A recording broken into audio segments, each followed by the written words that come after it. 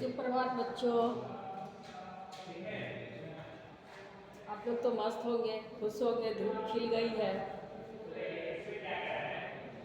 अब धूप निकलने के कारण कल से थोड़ी ठंड भी कम हो गई है। हो सकता है कहीं विद्यालय फिर से खुल जाए। ऐसे तो आदेश कल तक है, कल तक तो है, लेकिन कहीं संभावना बन रही है कि अगर 2 दिनों से धूप खिल गई है, अगर शाम तक मौसम अच्छी रही तो शायद खुल भी जाए।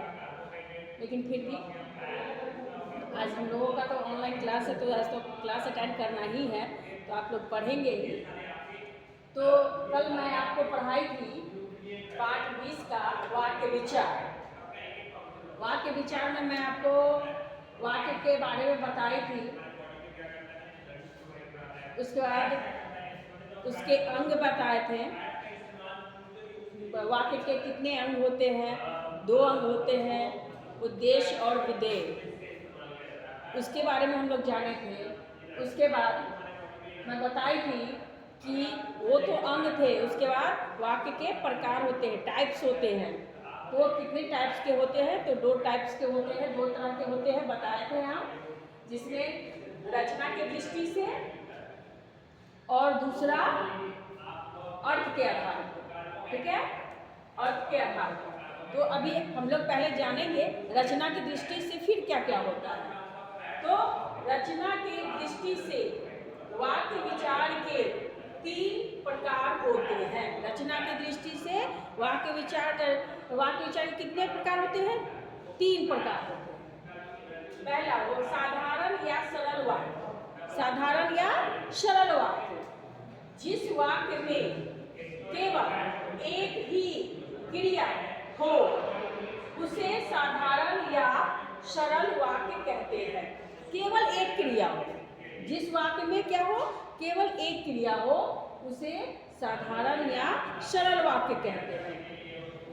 जैसे सूर्य एक आग का गोला है, तो इसमें मात्र एक ही क्रिया आ रहा है। क्या? सूर्य क्या बना हुआ है? आग का गोला बना हुआ है। ठीक है। उसके बाद आइए मिश्र वाक्य होता है। दूसरा क्या है? मिश्र वाक्य। ये पहला था साधारण वाक्य या सरल। साधारण या सरल मतलब होता है बिल्कुल आसान, है ना, जो कठिन ना हो। उसके बाद दूसरा क्या है आपका? ये मिश्र वाक्य। अब देखिए मिश्र वाक्य क्या कर रहा है? जिस वाक्य में एक से अधिक सरल वाक्य हो और उनमें एक मुख्य वाक्य हो और शेष उस पर आश्रित हो, उसे मिश्र वाक्य कहते हैं। आश्रित मतलब क्या? उस पर डिपेंड रहना। ठीक है। तो क्या कर रहा है? जिस वाक्य में एक से अधिक वाक्य हो, यानी एक नहीं एक से अधिक। इसमें क्या था? एक ही वाक्य था, लेकिन इसमें क्या है? एक से अधिक वाक्य होगा। जैसे में अगर आप देखेंगे तो मैं यहाँ लिखी हूँ, तुम जानते हो कि। अब तुम जानते हो एक वाक्य हो गया कि यह काम मैं नहीं कर सकता हूँ, तो मैं नहीं कर सकता हूँ ये भी एक वाक्य हो गया, और कि यह काम ये भी एक वाक्य हो गया। तो देखिए इसमें एक से अधिक वाक्य है, लेकिन इसमें क्या कर रहा है सो समझिए। उनमें एक मुख्य वाक्य हो, एक मुख्य वाक्य होना चाहिए। तो मुख्य वाक्य क्या है? मैं नहीं कर सकता हूँ, और शेष उस पर आश्रित हो। जितना भी वाक्य है सब उसी पर आश्रित है। तो कौन आश्रित है? मैं। ये सारा वाक्य जो यहाँ से शुरू हो रहा है, तुम जानते हो कि यह काम नहीं कर सकता हूँ, तो कहाँ पे आके गिर रहा है? यहाँ मैं पर। ये ही हो गया ये मुख्य, है ना, जो इस पर ये क्या है? आश्रित है। मैं पर क्या है? आश्रित है। तो इसे हम लोग क्या कहते हैं? मिश्र वाक्य। मिश्र मतलब क्या होता है? मिला जुला, मिला हुआ। ठीक है। अब आइए तीसरा है ये संयुक्त वाक्य। ठीक है। संयुक्त वाक्य यानी संयुक्त मतलब क्या होता है? जुड़ा हुआ। संयुक्त का मतलब होता है जुड़ा हुआ, जो जोड़ने का काम करता है। तो देखिए, जिस वाक्य में एक से अधिक सरल या साधारण वाक्य हो तथा और, अथवा, किंतु, परंतु आदि का प्रयोग हो, उसे संयुक्त वाक्य। अब देखिए, किसी भी वाक्य को जोड़ने के लिए एक बीच में कोई ना कोई कड़ी तो होना चाहिए ना। अगर कोई कड़ी नहीं रहेगा जोड़ने के लिए, अब मान लीजिए कि कोई चीज़ हमारी टूट जाती है तो उसको जोड़ने के लिए हम लोग फेविक्विक का यूज़ करते हैं, तो वो क्या हुआ, एक कड़ी है, उसको जोड़ने का काम करता है वो। तो फेविक्विक को बीच में डालते हैं और दोनों को जोड़ देते हैं तो जुड़ जाता है, सो ही है।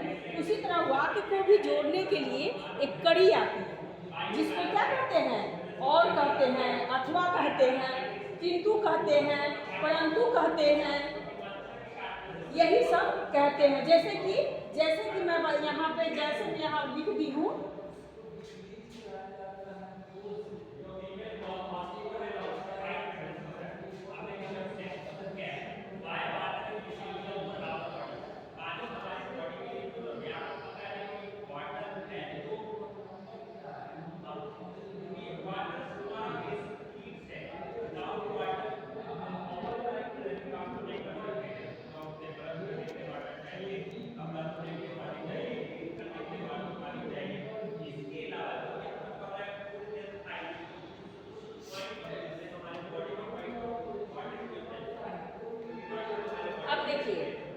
जैसे जैसे वह पढ़ता है किंतु पास नहीं करता है, तो पढ़ता क्या हुआ, पढ़ता है किंतु, ये क्या हो गया, ये मुक्त कर हो गया, ये जोड़ने का काम किया कौन, किंतु।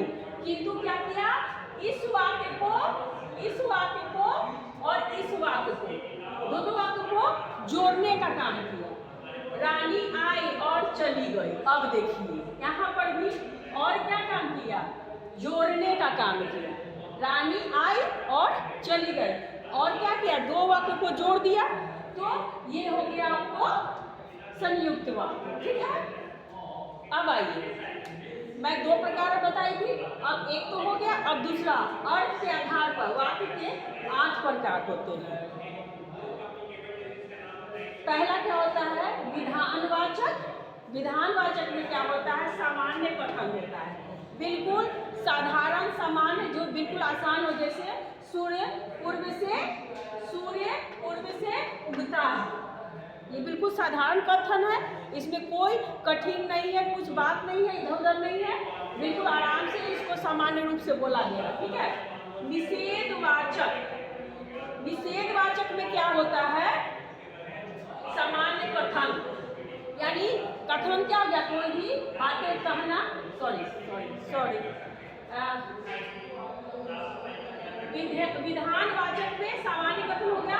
अब निषेधवाचक, निषेधवाचक में होता है नकारात्मक वाक्य।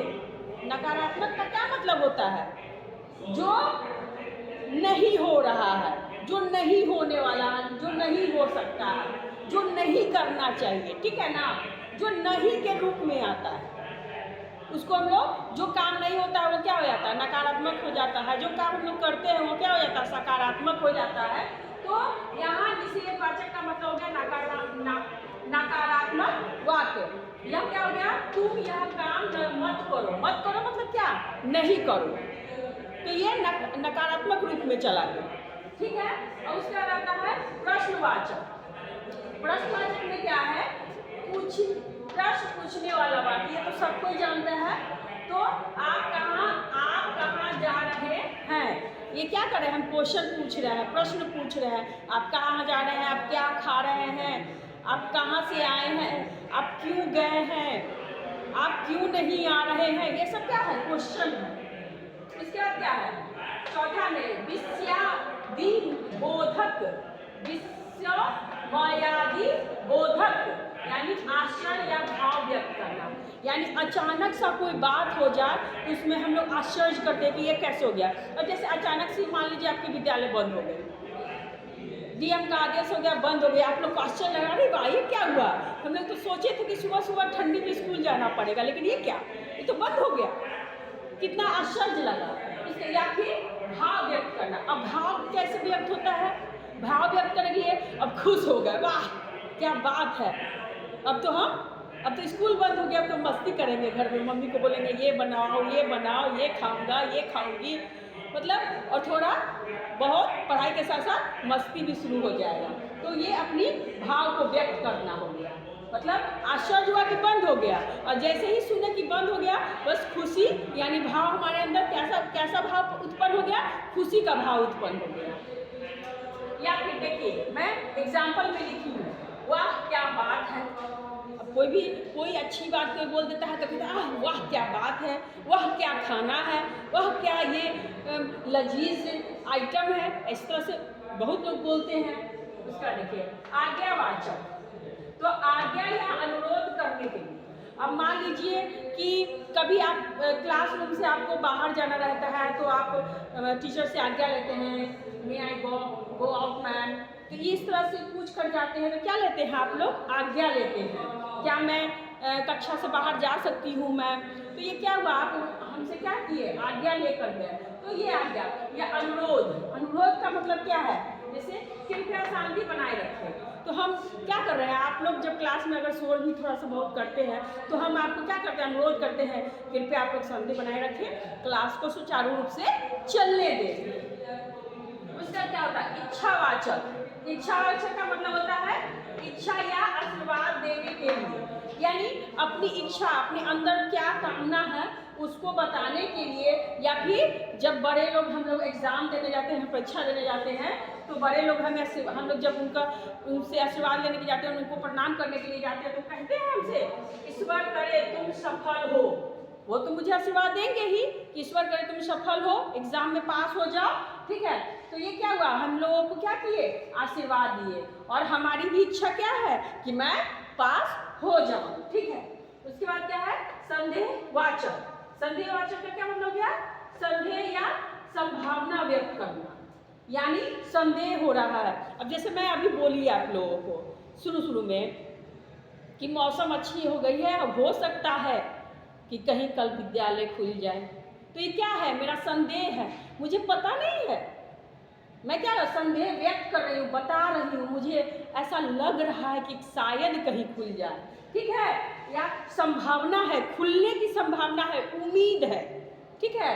तो जैसे शायद वह आज आएगा, अब यहाँ भी पता नहीं है कि वो आने वाला है, लेकिन थोड़ी इच्छा जाहिर कर रहे हैं कि वो आने वाला है, ठीक है। अब आइए, यहाँ कह रहा है संकेतवाचक, संकेत यानी शर्त या संकेत देने के लिए।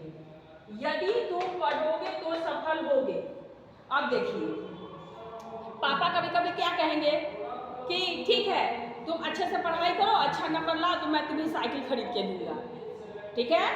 तो ये क्या हो गया? पापा ने शर्त रखा, तो आपको भी लगेगा कि हाँ मुझे तो साइकिल लेना है, मुझे साइकिल चलाना है, तो हम पढ़ाई अच्छे से करें और रिजल्ट भी अच्छा ला कर दें। उसके बाद संकेत का क्या मतलब है? यदि तुम पढ़ोगे तो सफल होगा। मम्मी कहेगी बेटा आप पढ़िएगा तभी सफल हो पाइएगा, ठीक है। अब आप सोचिएगा कि हाँ हम पढ़े नहीं, एग्जाम में जाए, जैसे ही लिख दे और हम सफल हो जाए, तो ऐसा नहीं हो सकता है।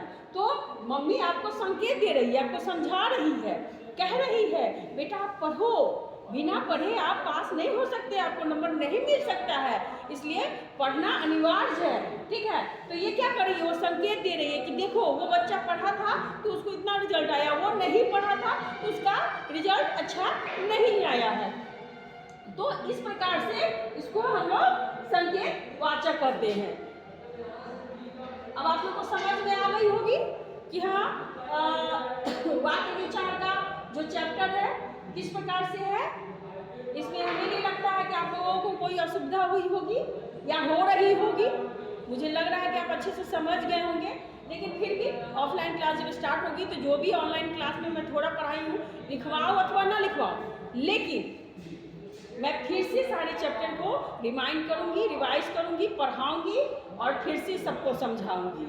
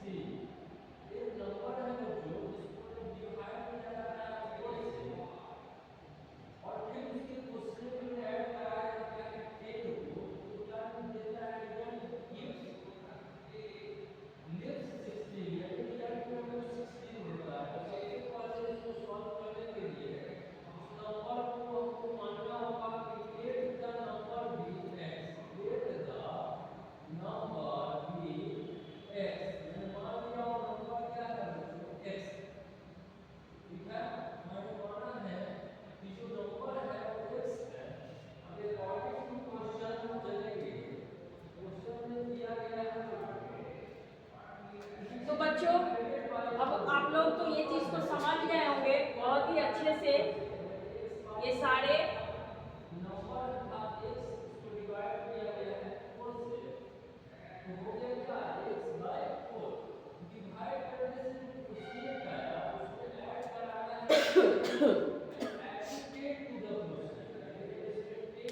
अब मैं आशा करूंगी कि आप इसको अच्छे से अपने नोटबुक में नोट कर लेंगे और इसे कोशिश करेंगे कि सुंदर अक्षरों में लिखें, सुंदर राइटिंग बना के लिखिएगा और इसे याद भी कर लीजिएगा। इसी के साथ मैं आज की कक्षा यहीं समाप्त करती हूँ, फिर हम लोग कल मिलते हैं। ठीक है, बाय।